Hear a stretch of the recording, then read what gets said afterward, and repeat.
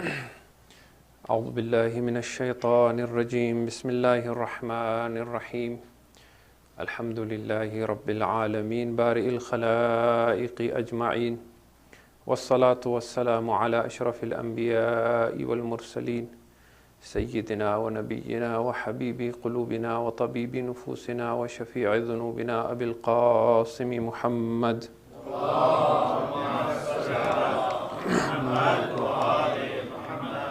ثم الصلاة والسلام على آل بيته الطيبين الطاهرين المظلومين واللعنة الله على أعدائهم أجمعين من يوم عداوتهم إلى يوم الدين أما بعد فقد قال الله تبارك وتعالى في كتابه وهو أصدق القائلين بسم الله الرحمن الرحيم حتى إذا جاء أحدهم الموت قال ربي ارجعوني لعلي أعمل صالحا فيما تركت كلا إنها كلمة هو قائلها ومن ورائهم برزخ إلى يوم يبعثون صلوات على محمد وآل محمد.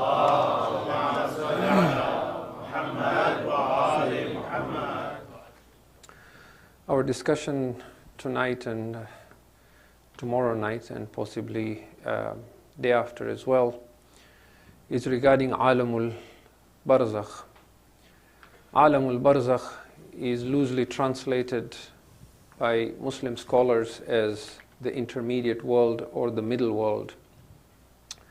Some have mistakenly translated it as purgatory, which is incorrect because it is a Christian term that has a negative connotation. It suggests a place where the souls of the evil are punished. Whereas in Islam, it is a realm in which both the souls of the good and the evil go to. And therefore we prefer to translate Aalamul Barzakh as the middle world or the intermediate world.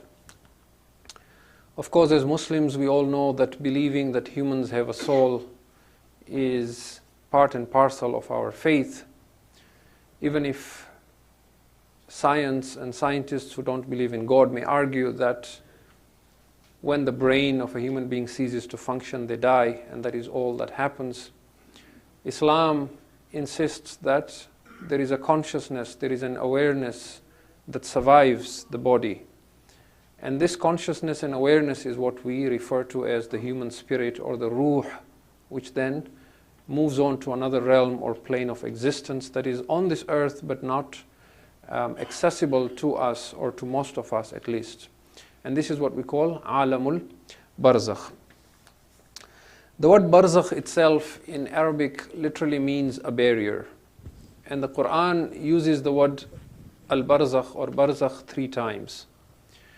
Twice it uses it literally in the sense of a barrier. Once in Surah Ar-Rahman, verse 19 and 20 that many of us may be familiar with, مَرَجَ الْبَحْرَيْنِ يَلْتَقِيَانِ بَيْنَهُمَا بَرْزَخٌ لَا يَبْغِيَانِ, that two seas that merge together and they meet, between them is a barrier that prevents them from mixing and overlapping each other. The other time it is used is also in Surah Al-Furqan, which is chapter 25 of the Quran, verse 53, again discussing the same miracle, if you like, of Allah subhanahu wa ta'ala, manifesting His power, in which He talks about هُوَ الَّذِي مَرَجَ الْبَحْرَيْنِ, it is He who has merged two seas. And He says one of these seas is sweet and fresh, and the other one is salty and bitter. وَجَعَلَ بَيْنَهُمَا بَرْزَخًا, and yet He has set a barrier between them so that they do not mix. And then there are scholars, of course, who discuss this to say what are these two seas or oceans that Allah subhanahu wa ta'ala is talking about.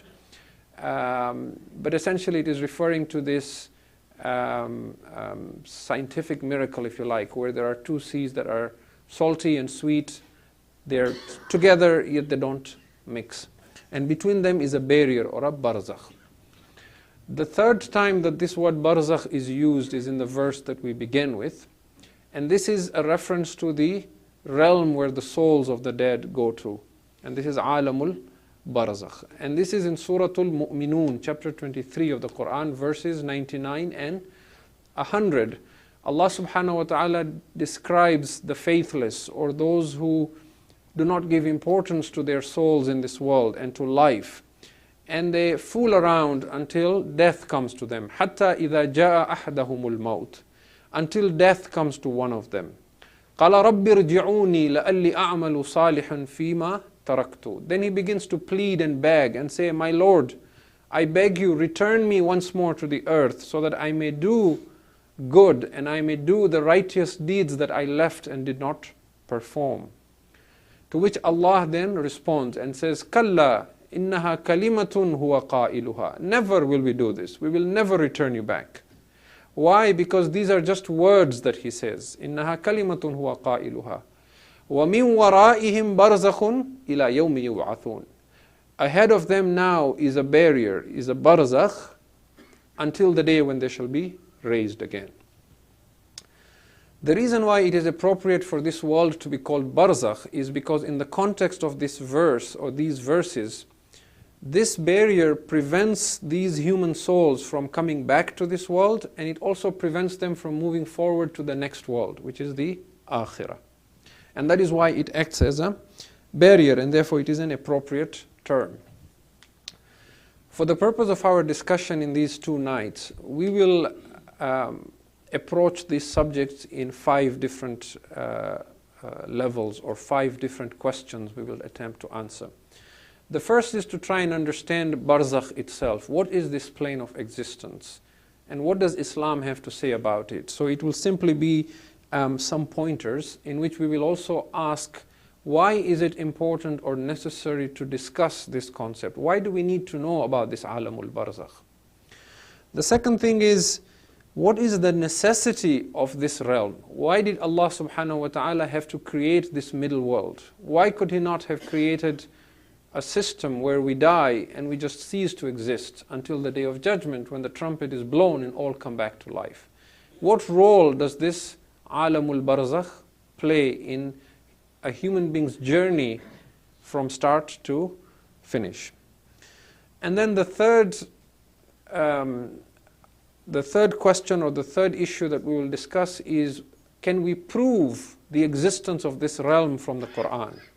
So the proof of Aalamul Barzakh from the Quran, because not all Muslims believe in the concept of Barzakh, whereas the madhab of the Ahlul Bayt alayhimus salam insists on the existence of this realm. So we will attempt to prove it or show the verses of Quran that the Ahlul Bayt alayhimus salam have used to prove the validity of this realm.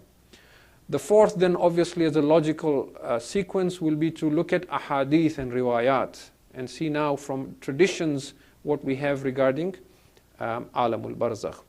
And then the fifth and the final would be summary and a conclusion to say, if we understand the importance of this realm, what is it we can do to prepare ourselves for this world to which we all have to go to one day. If you can recite a salawat ala Muhammad wa ali Muhammad. So we begin with the first issue, which is to talk about just Aalamul Barzakh, this middle world or intermediate world, and why we discuss it. The first and foremost thing that we want to say is that this is founded in religious belief in Islam, and that most Muslims do believe in this idea that those who die attain some level of bliss or na'im, or some level of chastisement or adab.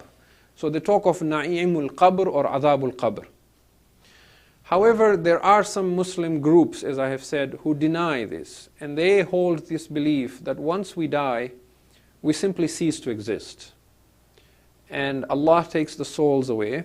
And when we talk about riwayat, we will see that in the known Shia books of hadith, there are traditions to say that the souls of the believers go to paradise, where they're held in the claws of some green birds or something like that. And we shall see that tradition and the response to that as well from Imam as-Sadiq alayhi salam. And it is a very different, Allahumma salli ala Muhammad wa ali Muhammad.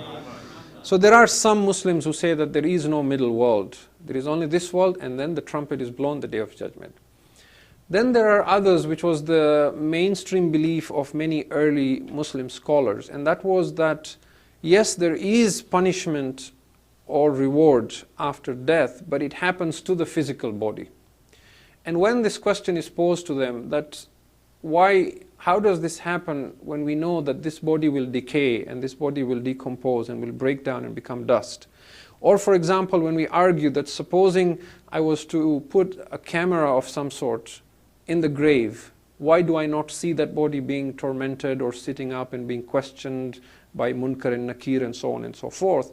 The argument they would hold is that you cannot perceive what they're going through even though it is happening to their physical body. It is important to understand that we, the followers of the Ahlul Bayt alayhimus salam, what we believe is that when a person dies, their body perishes. And whatever happens, whatever is described in the books of ahadith as this happens to the dead in the qabr and this happens to the qabr, this is actually happening to the naf, to the ruh, to the soul and the spirit of that person. And that the spirit or the ruh of insan upon death is exposed to this vast non-material world or realm, which we're calling Aalamul Barzakh. And within this realm, there are separate destinations for the souls of the righteous and the souls of the wicked. And if time permits, we will talk about this Wadi al-Salam and Wadi al-Barhut and so on and so forth. So this is one thing that we need to remember. The other thing to be aware of as well with regards to this discussion is that once the ruh of insan leaves the body, it will function then obviously with a different set of rules. It will operate with different sets of conditions, because in that realm things will obviously operate in a spiritual manner, not in a physical manner. So there is life there. It is not simply the souls being held in limbo or suspension. There is a life that they live, but with a different set of rules altogether that we will look at inshallah when we come to hadith. But as we mentioned, that even though the soul is separated from the body, it takes with it its experiences from this life. So unlike when we first came to this world from the wombs of our mothers and our souls was a blank slate, and now as we do things in this world and we make choices, good and bad, we are exposing our souls to certain experiences and thereby certain traits and making it something out of it. Upon death, even though the soul separates from the body, it takes those habits with it. It takes those traits with it. It takes those experiences with it.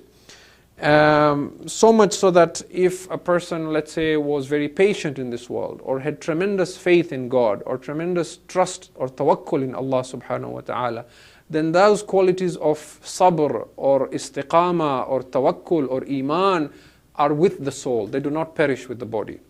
And conversely as well, if a person was driven by greed or anger or lust or fear, then those qualities and traits of materialism as well, even though there is no material body, those animal-like instincts that became part and parcel of the individual soul and were imprinted in him through repetitive action, also go with the soul and do not perish with the body. So that's one of the things that we need to understand about Aalamul Barzakh.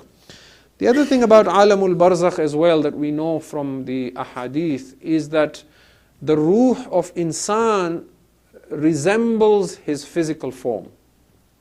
This we also know, and inshallah when we discuss Aalamul Barzakh from the ahadith perspective, we will see at least one hadith with this particular proof being given.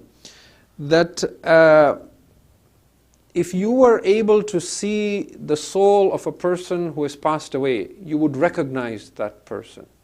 So the ruh, even though it is not physical, it resembles in its form exactly like that individual. Some of the ulama have argued that it may undergo some change or some beautification or deformation depending on the character of the person. But others have argued that in Aalamul Barzakh you would recognize that individual, and those traits of good and evil, they take on an external form of their own that are always close to the ruh of that person and go with him wherever that individual goes. They remain close to him. And it is for this reason that you will find many of the riwayat that talk about the spirit of human beings after death, they talk about angelic beings being around them, or they talk about demons being around them, or they talk about frightening creatures being around them. For example, many of you may have heard of this incident that is quoted time and again of a very spiritual alim or scholar who was in Mashhad and said that when he went for the ziyarat of Imam Ali ibn Musa Rida alayhi salam, Allahumma salli ala Muhammad wa ali Muhammad. Those of you who have been to Mashhad, I'm sure you noticed it, that people have a habit that when someone passes away, they bring their bodies to Mashhad to pay their last respects to the Imam. And you will see constantly a flow of people bringing the coffins and saying, La ilaha illallah Muhammadur. And they come inside the haram and they place it in front of the Rawda of the Imam alayhi salam for a bit, and then they take it out again. Okay? And this alim narrates that he saw this individual's coffin being brought, and as the coffin was being brought, on top of the coffin there was a wild rabid dog sitting on the coffin. And when it was brought to the haram of Imam Rida alayhi salam and it came to the door, the entrance, you've seen that golden door, the dog actually got off the coffin, he narrates, and says was waiting outside. And the coffin went inside. And when it came out, he got again on top of the coffin and went again with the body. Okay? So these are some narrations. And then you hear a lot of other narrations of how somebody is being buried and the dog goes in with him. And a lot of frightening ahadith of serpents and scorpions. And we may mention some of them. Unless the crowd dwindles a lot, then I'll take that as a sign. But there are many such ahadith that are there, and there are so many, in fact, that they cannot be ignored. On the flip side, however, as a sign of hope, there are also narrations that speak of how, when a person is buried, some beautiful individuals are seen entering the grave with him. Okay? Some of them are from the ahadith of the Imam alayhi salam. Some of them are, again, spiritual individuals who have this access to see this world that is hidden from most of us.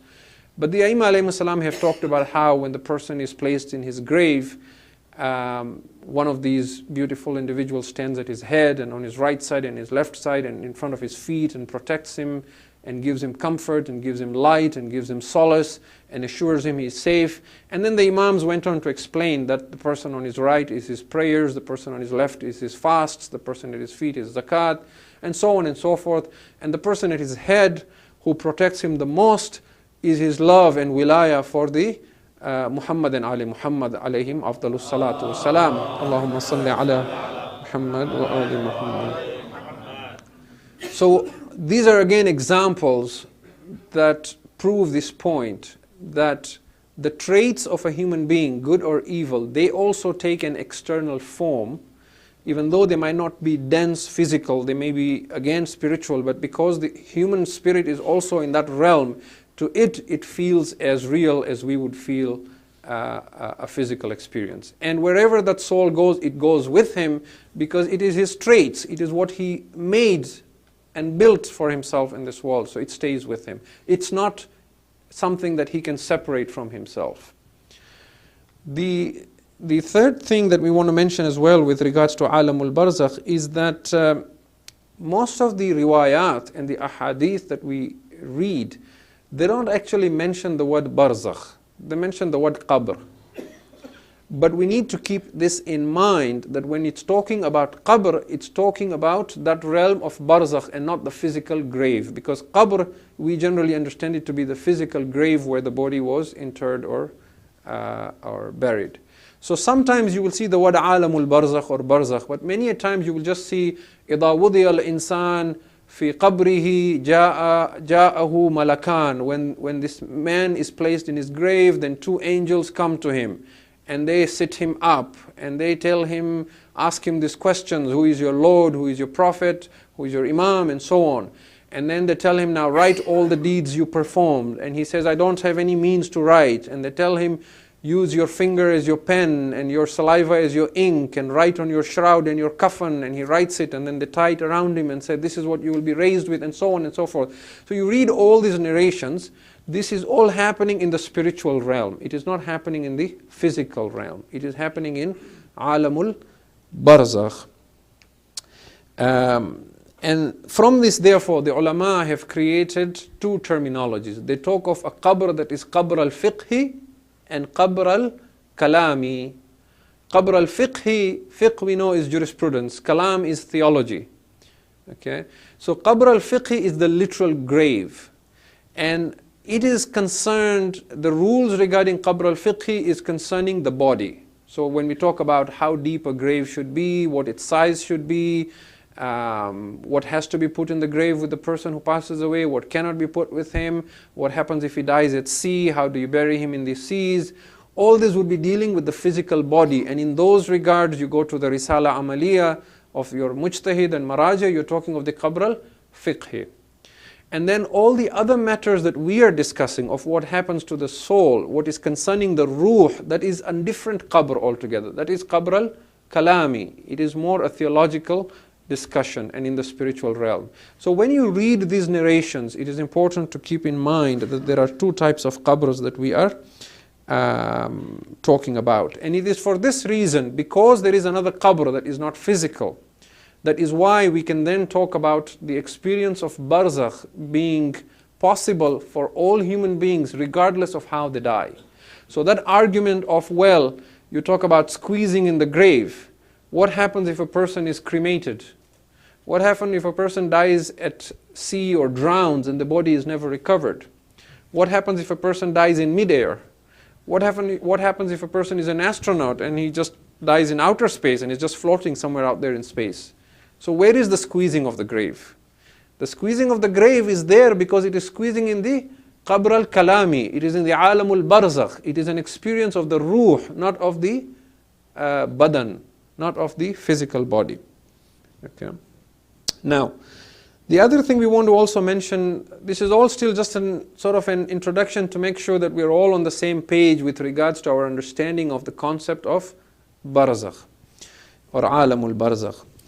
The other thing as well is that when we study the Islamic eschatology or the discussions about life after death and heaven and hell and paradise and day of judgment and so on and so forth, we find that in the past Muslims have held different opinions of even the day of resurrection.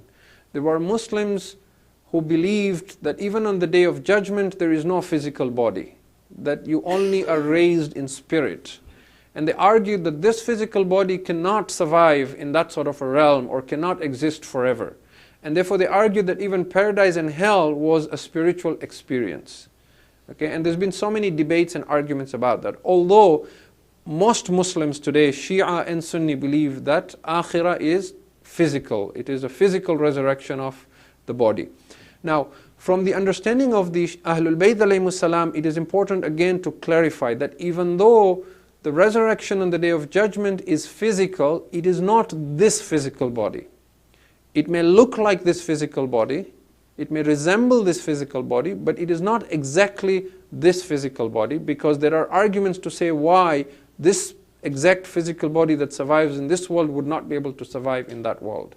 And therefore, again, in the language or in the istilah, in the terminologies that our ulama use when they discuss the differences, they say that insan in this world is ruhum ma'a badan maddi.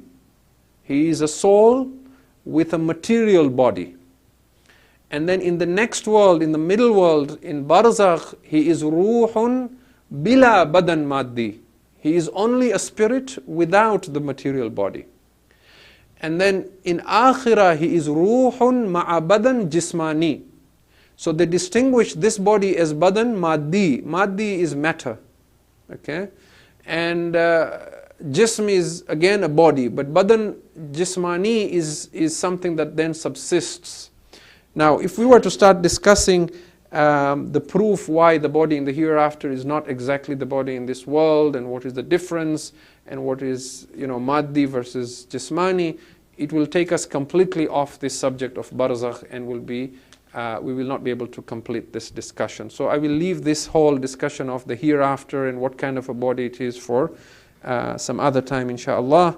Maybe when Sheikh Jaffer is doing the Aqaid classes and he comes to Ma'ad, he may cover this, I'm not sure. Okay.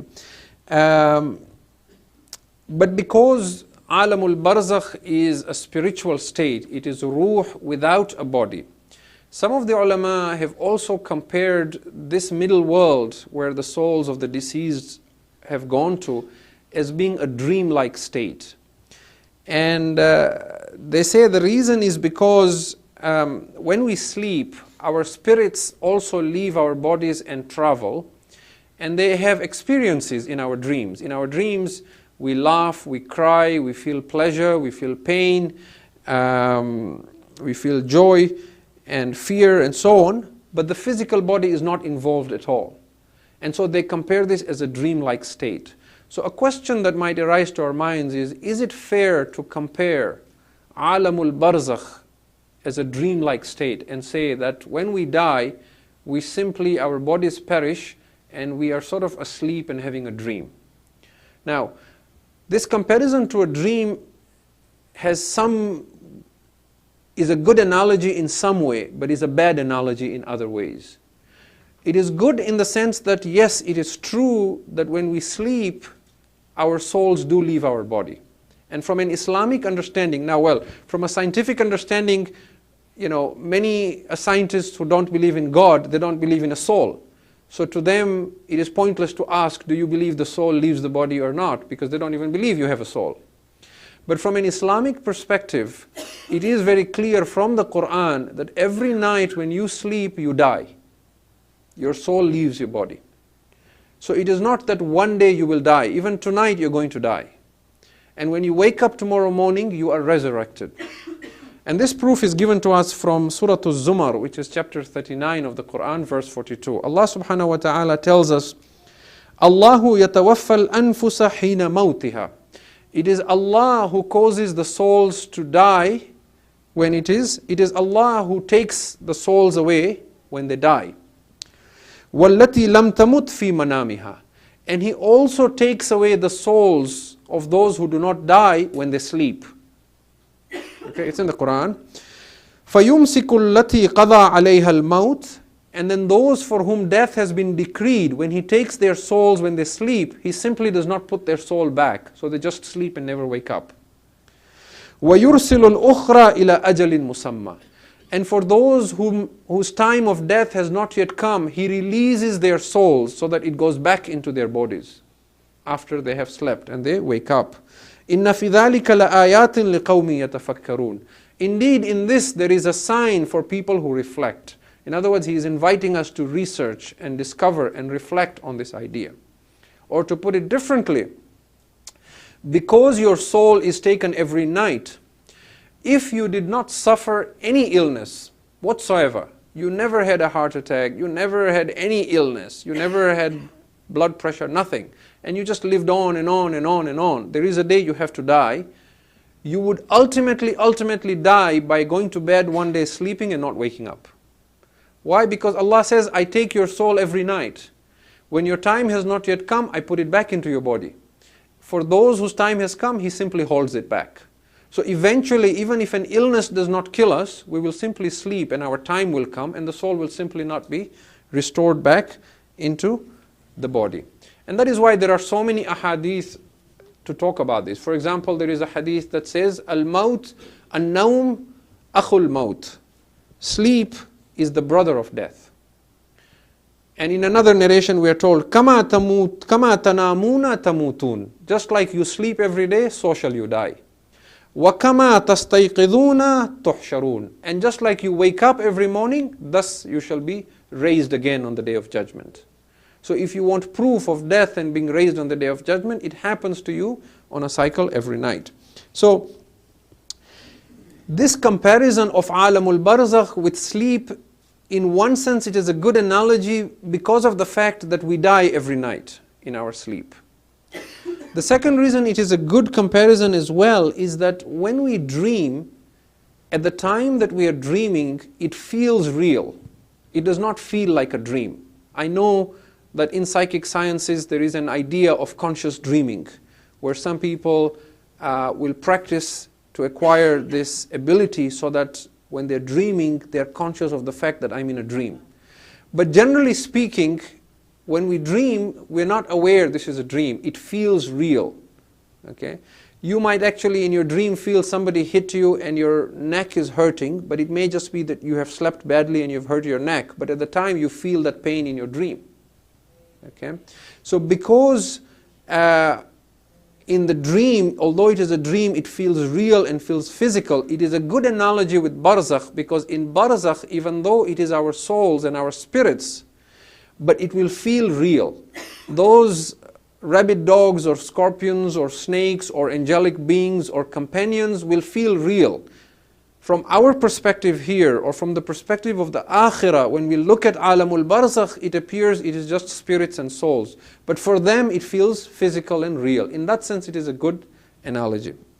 However, there are certain things which should concern us, that it is not a good comparison to say that those who have died, they are in a dream-like state. Why is it not good to compare Aalamul Barzakh as a dream? For two reasons. The first is that when we study the concept of dreams in Islam, and it is a whole science in which I do not claim to have any expertise, so please do not ask me to interpret your dreams, because I don't know anything about dream interpretation. But the ahadith do tell us that generally dreams are of three types. Some dreams are true, like the dreams that the prophets, the Anbiya have, like the dream of Ibrahim alayhi salam that he was slaughtering his son, which is in the Quran. Okay, the dreams of the Anbiya and the Aimma alayhimus salam. And very, very pious individuals as well will have dreams that will prophesize and tell the future. Particularly we have in hadith that towards the end of the world, in the Akhirul Zaman, those who are very pious, the mu'mineen, their dreams will come true. They will be given 1/70th of a share of the dreams of the prophets and the Anbiya. And this, we are told in hadith, is because when the mu'min dies and his soul leaves his body, it travels upwards towards the heavens and towards the realm of the angels, and it stays in the company of the angels. And when it is time for it to come back to its body, Allah sends the soul of that very, very pious individual, escorted by his closest angels, who bring the soul back into the body. So one category of dreams is dreams that are true and genuine. The other category of dreams are dreams, again, when the soul is in this realm or spiritual realm, when it leaves its body. There are jinn and devils who fool around and play with it, because of which that individual may have experienced nightmares. And that is why we have in our books certain du'as that tell us, if you have a nightmare, recite this du'a or this du'a and it goes away. Right? And the Imam have explained this as saying that there are some jinn who cannot harm the souls of the true believers, of the mu'mineen, but they fool around with it. They play with the soul, because that soul is in a world it does not understand, it is not familiar with, it is just groping around in the dark and finding perhaps some answers. So there is that kind of category. Then there is a third category which happens to most people, and that is simply thoughts and confused ideas produced by the physical mind and the brain. So if before going to bed you are watching a movie or reading a book, you might find that in some ways your dream reflects that you are reading or what you are watching. Somehow it makes way into your dream. And a lot of times it is simply this, confused thoughts and ideas that come through. Okay? And then of course there is the whole discussion from a psychological perspective. If you're interested in dreams and you study, for example, Freud and Jung and so on, they'll talk about your unconsciousness and your subconsciousness trying to communicate with your consciousness through your dreams, and symbolism of everything you dream, what it symbolizes, and so on and so forth. It's a fascinating world in itself. So the problem with comparing dreams with Aalamul Barzakh is that Barzakh is real. In Aalamul Barzakh, what the soul experiences is true. There isn't that categorization of saying that some of the experience in Aalamul Barzakh is real, some of it is confused thoughts and ideas, some of it is just imagination. Why? Because when the soul separates from the body now is going to decay. The brain is not functioning anymore. If the brain is not there, there is nothing to produce those confused ideas and thoughts and so on. And therefore it is not a very good or exact analogy, because the experience of barzakh is all real. Whereas with dreams, you have to be cautious that not everything you dream is necessarily real. The other difference, and this is very, very important, difference between dreams and Aalamul Barzakh, is that when we sleep at night and we have a dream, when we wake up, the feeling we have is that we have come out of a state of unconsciousness to a state of more consciousness. That we were in a coma-like. We get up and say, thank God it was only a nightmare, or it was just a dream. Right? So there is a feeling that I was less conscious, and when I woke up from my dream, I am more conscious. However, when the soul leaves the body and we go to Aalamul Barzakh, the feeling is the opposite. The feeling is that I was less conscious when I was in the body, now I am more conscious and more aware. Because now the soul is not fettered by the physical body, by the dense, heavy cage in which the soul resides. It now has access to a vast world where it sees the angelic beings, it sees the good and the evil spirits, it sees its own deeds in physical form or spiritual form, and it sees and hears and smells and experiences things that were hidden from the physical senses before. Things that seemed fantastic and unbelievable now all of a sudden are very clear and hard to deny. So in that sense it is not a good comparison, and this is why we are told by Amirul Mu'mineen Imam Ali ibn Abi Talib salawatullahi wa salamu alayhi, An-nasu niyamun idha matu intabahu. People are asleep in this world. When they die, they wake up. So in a sense, when you dream, it is like you're having a dream in a dream.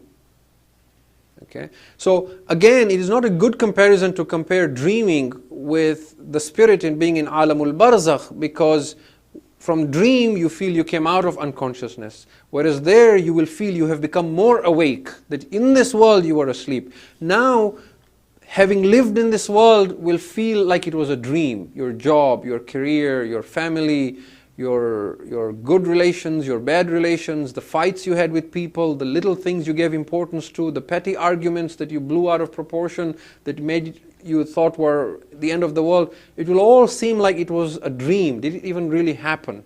And that is why the Quran says that even on the day of judgment, when they are asked, Kam labithtum? How long did you live in the world? قَالُوا لَبِثْنَا يَوْمْ أَوْ بَعْضَ يَوْمْ. They will say, we lived maybe a day or half a day. So just like when you sleep, when you get up, you don't remember the whole dream. You may have been dreaming for 4 hours or 5 hours in your sleep, but when you get up, you remember like maybe 1 minute of your dream. So in Aalamul Barzakh as well, when you now look back at this world, it will feel as if you lived here for a minute or two. And it has to be that way. It has to be that way, that when we die, we become more awake and more consciousness. Why? Because on the day of judgment, Yawmul Qiyamah, we are completely awake, completely conscious of reality. We see with absolute clarity that haqq is with Allah only, and that He and He alone is the power and the only reality, and that everything else, the cause and effect, was not really the cause and effect. He was the real cause behind the causes and the effects behind the effects. So if we are journeying, we came from and that is again another discussion that I can't get into because of time constraints, that insan does not start his journey from this world. Insan starts his journey from another world altogether. He starts from Aalamul Aql, then he goes to Aalamul Mithal, then he goes to all these different worlds, and Aalamul Dhar, and then he comes to this world, Aalamul Dunya. Dunya is called Dunya because Adna means the lowest world. And others have said it is called Dunya because it is Dani, it is the most base of the worlds. And that is why Amirul Mu'mineen alayhi salam says, Allahumma salli ala Muhammad wa ali Muhammad. That min hawani hadhi dunya, that from the baseness of this world is that in no realm is Allah disobeyed except in this world. So what the ulama tell us is that we started our journey from Allah and we are journeying back to Him. Inna lillahi wa inna ilayhi raji'un. But this journey is not vertical. It is not that you start from Aalamul Aql, you come straight line down to Aalamul Mithal and Aalamul Dhar and Dunya, and then you start your journey back upwards to Aalamul Barzakh, and then you go to Yawmul Qiyamah, and then you go to Jannah, and you continue journeying in Jannah. Because if it was a straight line, then there is one line coming down to the lowest world, which we are in now, the most base of all worlds. Then to journey up, it would be another line that is not connected to the first one. There would be no, because these lines would run parallel. So that is why what the ulama say is it is a circle. Your finish is your start. Okay, your finish is your start. And that is why the arc of descent that we have already gone through, even though we do not remember it, is called Qawsun Nuzul, the arc of descent. Right now we are at the bottom of that circle. We are preparing ourselves. We are taking provisions. We are taking lessons. We are packing our bags. We are getting ready for the journey of the ascent. As soon as our soul leaves our body, now we are on Qawsus Su'ud. Now we are on the arc of ascent. Now we are essentially going back. A question that might come to mind is, if Allah is taking us from a point down to the world and then back up again, what is the point? Why should He take us back where we started from? I may ask this question back to you and say that when people run in a race, whether in, with car racing or even just sprinting and jogging, they start from the start line, they run in a circle and they come back to the same point again. What's the point of running? They should just stand there and say, this is the finish. Why run? This tells us that there is something to be achieved. When they run and they achieve something and come back, now they have proven something. They have proven an ability, they have proven a superiority, they have outstripped others, they have shown that they are capable of doing something that others cannot do. And that is why when they arrive, even though when they left you called it the start line, when they arrived you don't call it they arrived at the start, you say they arrived at the finish line. So you start at the top, you go around Qawsun Nuzul, but when you return to Allah, you will not be what you are before. وَنُنْشِئَكُمْ فِي مَا لَا تَعْلَمُونَ. We will change you from one world to another, from one creature to another, until you become that which you do not know. You cannot even understand who you will become. Akhirah. And that is, when you believe this, then it is empowering, because now you're not bothered by trivial problems of this world. You don't see yourself as just an intelligent animal struggling to survive in a harsh alien world. You see yourself as God's representative in the universe, as somebody who has great potential, someone for whom Allah created everything. وَسَخَّرَ لَكُم مَا فِي السَّمَاوَاتِ وَالْأَرْضِ. Allah has made subservient for you everything. Allah created the sun and the moon and all this for insan. We read in Hadith Qisa, Allah says that He created this. If it was not for the love of Muhammad and Ali Muhammad, He says, إِنِّي مَا خَلَقْتُ سَمَاءً مَبْنِيًا وَلَا أَرْضًا مَدْحِيًا, and so on. Well, who did this Muhammad and Ali Muhammad come for? They came to guide us. So He created such beautiful and perfect guides for us. He created the sun and the moon and the animals and the oceans and everything for whom? For us. The most dearest and the greatest of angels, the malaikatil muqarrabun, were created for whom? For us. What is Jibrail's role? To bring wahi. For whom? For the guidance of insan. What is Israfil waiting to do? To blow the trumpet. For what? For humans to die and for humans to come back to life. What does Mikael do? He distributes sustenance to Allah's creations through Allah's will and permission. To whom? To insan.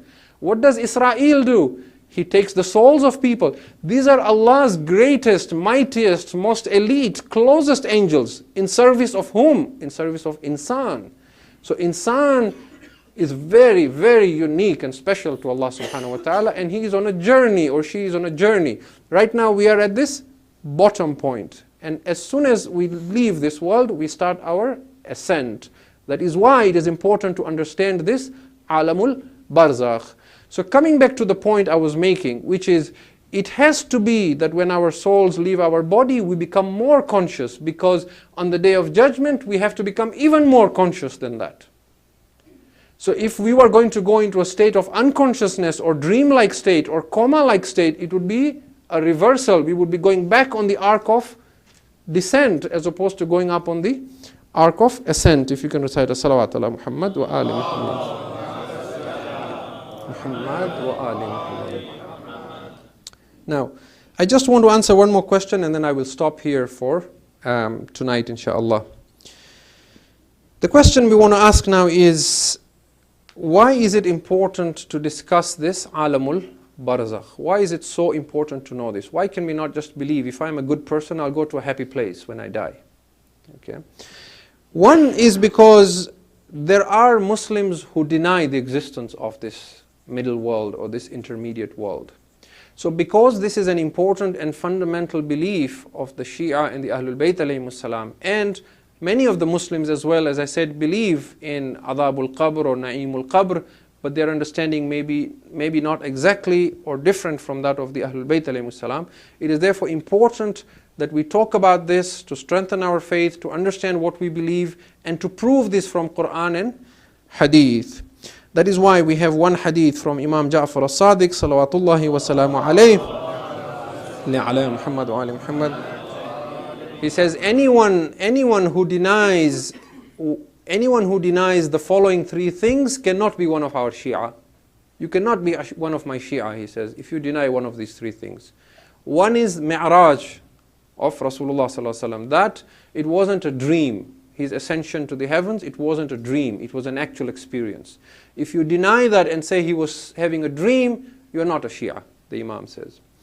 The second, he says, is our intercession, Yawmul Qiyamah, our shafa'ah, our ability that Allah will honor us and allow us and give us permission to intercede for our followers, for our Shia. If you don't believe in the concept of shafa'ah, you are not a Shia, the Imam says. And the third he mentions is the questioning in the grave. Again, the word qabr is used. So in some narrations he mentions the questioning in the grave, another narration he mentions the squeezing in the grave. That if you don't believe in this, you're not a Shia. Which means he is saying if you don't believe in Aalamul Barzakh. And therefore it is important that we understand this. The second reason, of course, is just again to appeal to our souls as to why we need to understand this. And this is what our ulama always lament. That if we are going somewhere for a holiday, or if we have to make a business trip somewhere, if it's for a few days, if it's voluntary, look at the amount of preparation we make. We make a list not to forget what we have to take. We check, what is my accommodation going to be like there? What is my transport going to be like there? Who will receive me there? What will I do about food? What are the sights to see there? What do I need to be careful about? If we know somebody who's been to that place, we ask them, what is your experience? Can you give me some advice? We check the weather for that place, right? We know for sure we're going to die. We know for sure we're going to go to another world. We know there is a hereafter where we will live not for a few days, but forever. We know this is not voluntary, we have to go. But we are not bothered by this at all. We just, we'll just wing it, or we'll just, as we say, they used to say before, fly by the seat of our pants, like just, see what happens when we get there, kind of a thing. Okay? Whereas this is not at all what the Aimma alayhimus salam. Rasulullah sallallahu alayhi wa alihi wa sallam, Allahumma salli ala Muhammad wa ali Muhammad. He used to teach his companions that after salat, they should pray to Allah, A'udhu billahi min adhabil qabr. I seek refuge with Allah from the torments of the grave, of Aalamul Barzakh. And in a hadith from Imam as-Sadiq alayhi salam, this is reported by Allahumma salli ala Muhammad wa ali Muhammad. This is reported by Allama Majlisi in Biharul Anwar as well. He says, Wallahi ma akhafu alaykum illa al-Barzakh. Imam as-Sadiq alayhi salam. He says, I swear by Allah, he's talking to his Shia. He says, I swear by Allah, I am not afraid for you about anything except Barzakh. Wallahi ma akhafu alaykum illa al-Barzakh. فَأَمَّا إِذَا صَارَ الْأَمْرُ إِلَيْنَا فَنَحْنُ أَوْلَى بِكُمْ. But when control and power is given back to us, then we shall take care of you. In other words, what he is saying is, on the day of judgment, when shafa'ah is given, the power of intercession is given to us, we will intercede for you, we will look after you, we will take care of you. But I fear for you for barzakh. So there is something here that we need to understand. Why does the Imam not say that we will intercede for you in barzakh? There could be many reasons, and there are ways as well to stay close to them even upon death. But one of the reasons probably is because in some ways Aalamul Barzakh is seen as an extension to this world. And in some ways it is a window to the next world. How is it an extension to this world? We talk of, for example, you can do certain good deeds in this world so that you continue receiving the benefits even after you die, even though you have no ability to do more good. Like for example, if you raise a child who is pious and who does good, as long as he does good, you benefit from that. Or for example, if you plant a tree, as long as people benefit from the shade of the tree or the fruits of that tree, there is reward for you. Or you build a mosque, or you build a madrasa, or you teach a child, as long as that education stays.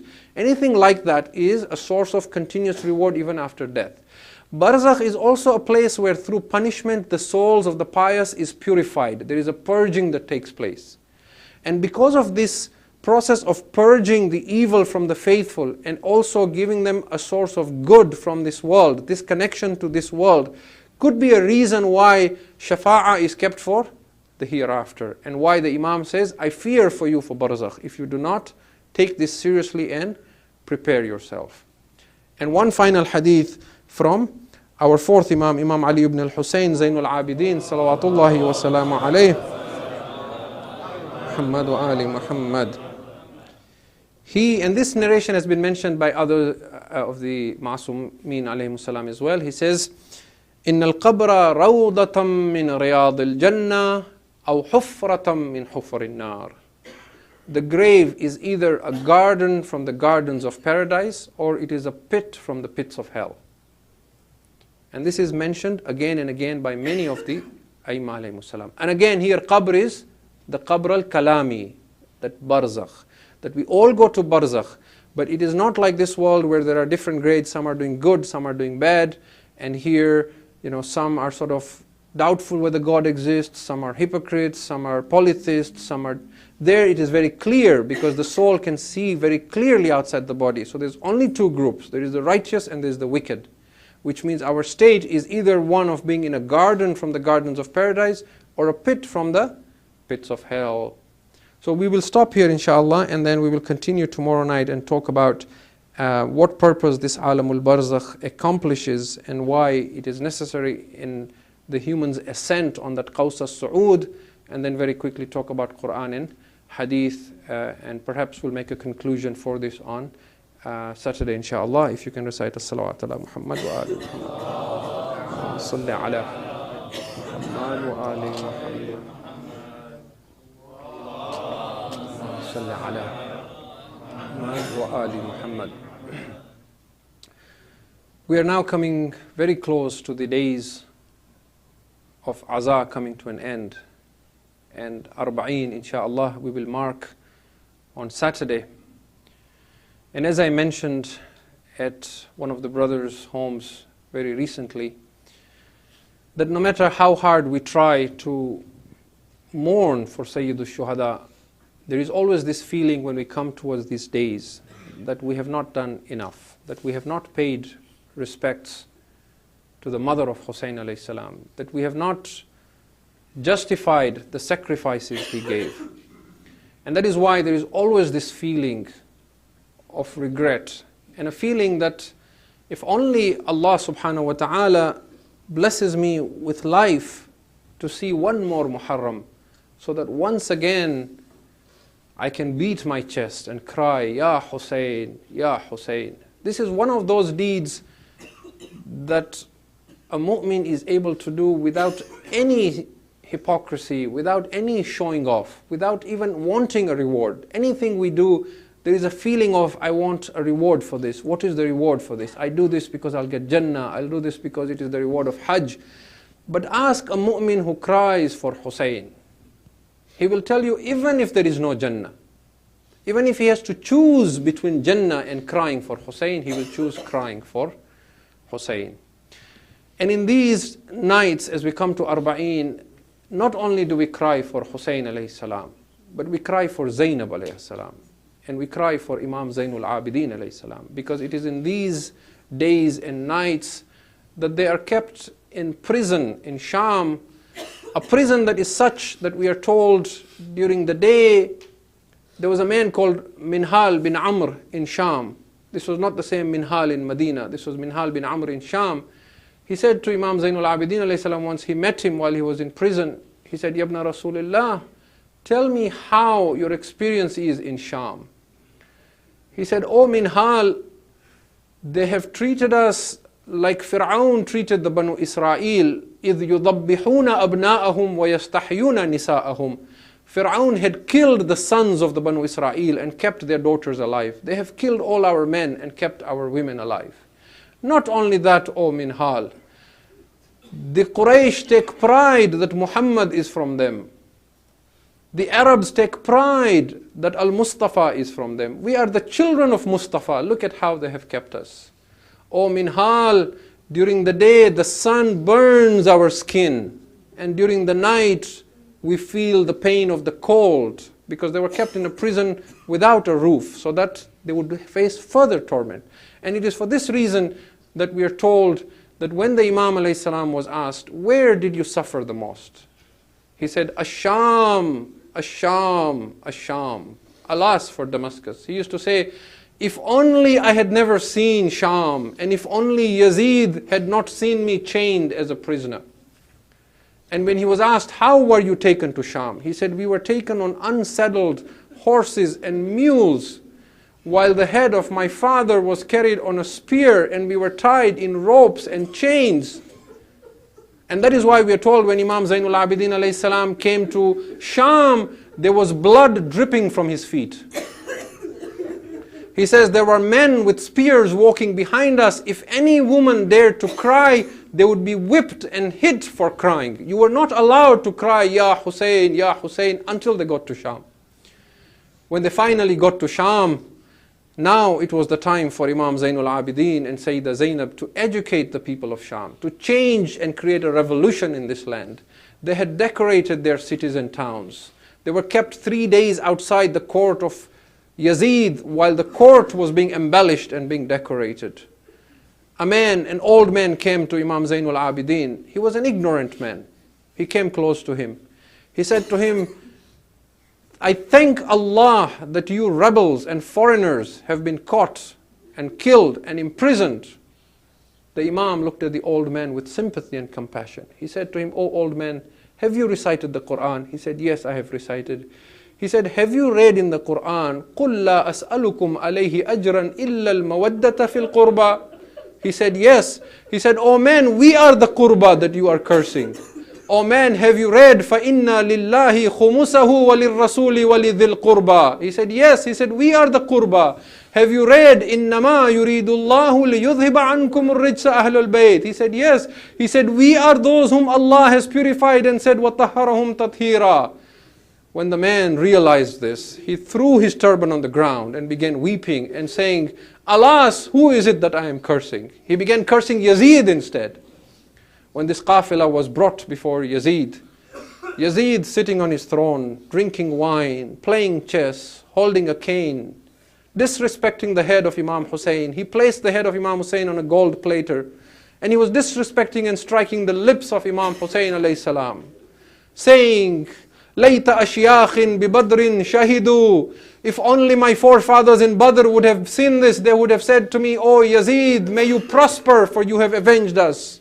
لَإِبَتْ حَاشِمٌ فَلَا بِمُلْكٍ فَلَا خَبْرٌ جَاءَ وَلَا وَحْيٌ نَزَلْ. The Banu Hashim played a game. There was no revelation that came, he began saying. When Zainab alayhi salam saw this and saw how her brother's head was being disrespected, she sat down on the ground and began crying, saying, Wa Husayna, Wa Habiba Mustafa, Wa Yabna Fatimat al-Zahra. And she began introducing who Hussein was. Yazid realized he was being exposed to this Zainab alayhi salam stood and began preaching. She began addressing Yazid and saying, "Oh Yazid, do you think you have humiliated us? Do you think you will extinguish our remembrance? فَلَا تَمْحُ ذِكْرَنَا. I swear by Allah, O Yazid, do everything you can. You will not extinguish us." When Yazid saw again this was not happening, he appointed a man, a paid servant, and said to him, "Ascend the pulpit and begin cursing and abusing Amir al-Mu'mineen and Hussein." The preacher went up the pulpit. He began speaking ill and abusing Amir al-Mu'mineen and Hussein alayhi salam. When he finished and descended, Imam Zainul Abidin alayhi salam said, "Oh Yazid, I wish to speak as well. I wish to ascend the pulpit and address the people." Yazid refused. The people insisted and said, "Oh Yazid, what have you got to lose? He is a man tied with chains. He is a man fettered. What is it he will say to harm you?" They put pressure on Yazid until he allowed the Imam.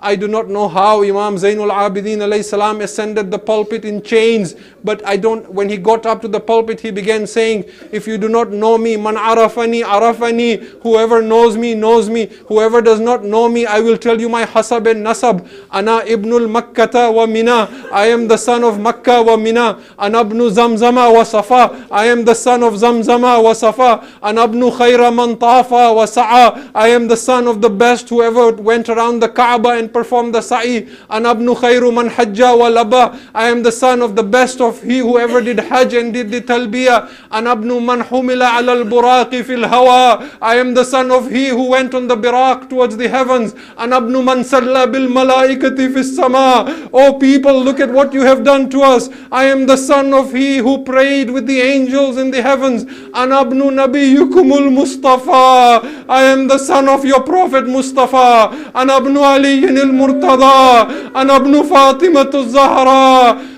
فَقَالَ أَنَا حَتَّى دَجَّ النَّاسِ بِالْبُكَاءِ وَالنَّهِيبِ. He began saying, "I am the son of so-and-so, I am the son of so-and-so," until the court was shaking with people crying. When Yazid saw he is not able to contain this, he said to the Mu'adhin, "Give adhan." The Mu'adhin began saying, "Allahu Akbar." The Imam said, "Allahu Akbar." The Mu'adhin said, "Ashhadu an la ilaha illallah." The Imam said, "Every body, every part of my body, my hair, my skin bears witness there is no God but Allah." But when the Mu'adhin said, "Wa ashhadu anna Muhammadun abduhu wa rasuluh," the Imam stopped the Mu'adhin and said, "Ya Yazid, Muhammadun hadha ajadduka am jaddi." "Oh Yazid, this Muhammad, is he your grandfather or is he my grandfather?" "In za'amta annahu jaddaka fakad kadhibta." If you say he is your Jad, you are a liar, O Yazid. "Wa in za'amta annahu jaddi falima ta'mal hadha bi'itrati." And if you say that he is my Jad, then why is it that you do this to his family? When Yazid had no answer, he was forced to send them away to the prison. That is why when the Imam went back to Sham, when he went back to Medina, he kept crying, "Ash-Sham, Ash-Sham." He would go to the desert and cry, "Ash-Sham." One of his companions said to him, "Yabna Rasulillah, for how long will you keep crying and saying Ash-Sham?" He said, "You have not been fair to me." Yaqub had 12 sons. He lost one, Yusuf. His Yusuf was not dead, but he kept crying for him until wabiyaddat aina. I have lost 18 Yusufs in Karbala. He said, "Yabna Rasulillah, shahadat is your mirath. It is in your family to give your lives and martyrdom for Islam." He said, "Yes, my companion, but you have not been fair again. Is it also my mirath that my aunts and my sisters should be paraded bareheaded?" When I remember how they stood before Yazid, I cannot help but crying, "Ash-Sham, Ash-Sham." Matame Hussein.